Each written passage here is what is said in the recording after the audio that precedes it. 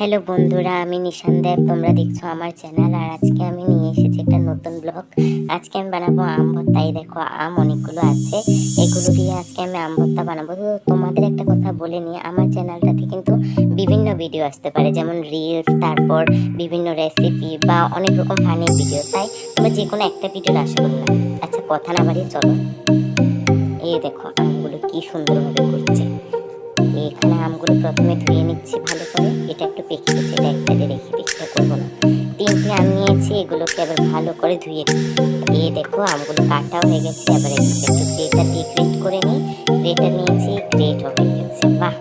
এবার এগুলোতে দিয়েছি কাঁচামরিচ, লবণ, এখানে একটি নাড়ু দিয়েছি, তারপর আমরা দিয়েছি একটু লঙ্কার গুঁড়ো, তারপর